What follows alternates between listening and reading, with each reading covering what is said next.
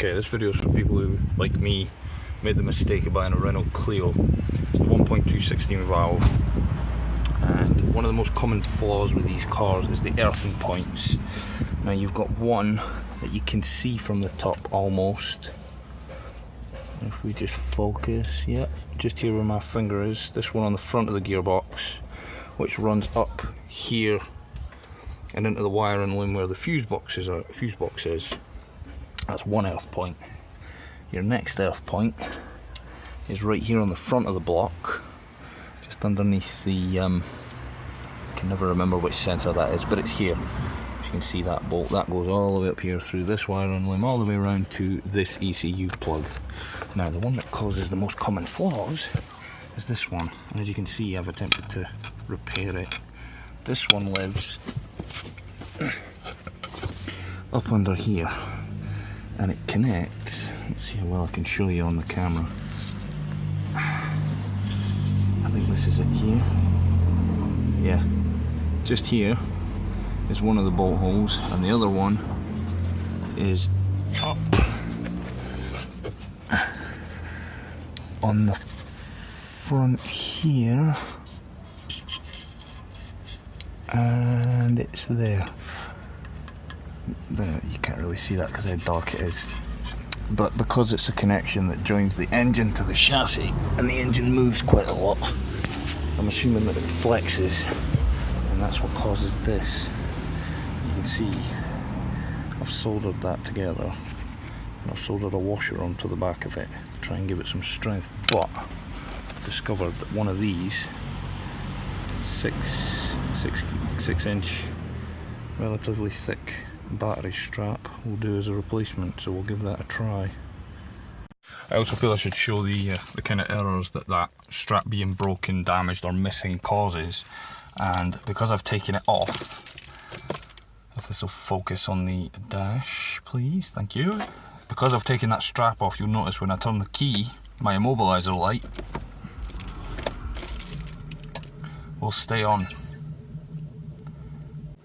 and you can see check engine light's flashing. You can't really see it that well, but the battery light flashing, the stop light's flashing, and as I said, the immobiliser light is now on solid red. It's one of the most common failure points on this car, that earth strap that joins the engine to the gearbox. So what I'm going to do is replace it with the one that I've bought, and I'll show you the difference.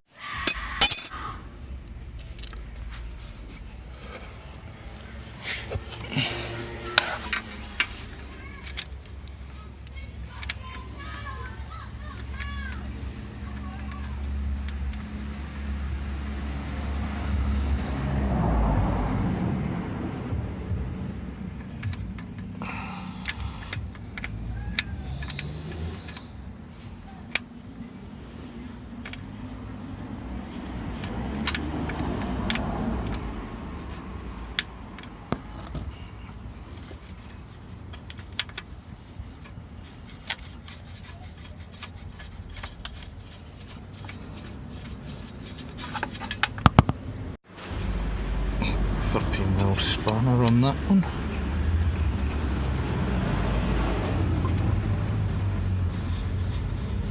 Make sure it's good and tight.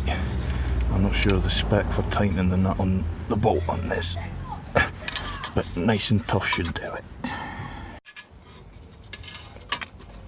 Now I don't know why, but on my particular car,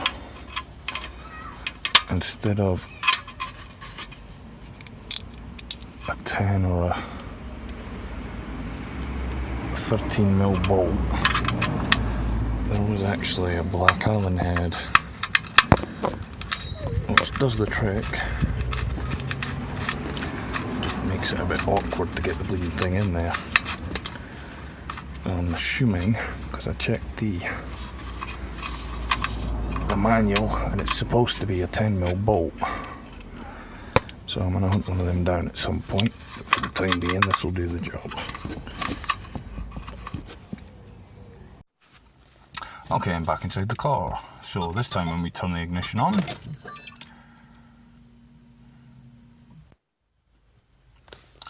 you'll notice that the check engine light is now on, as it should be when you first start the car.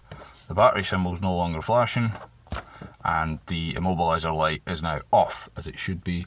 And what will happen now, when I turn the key, it will actually start.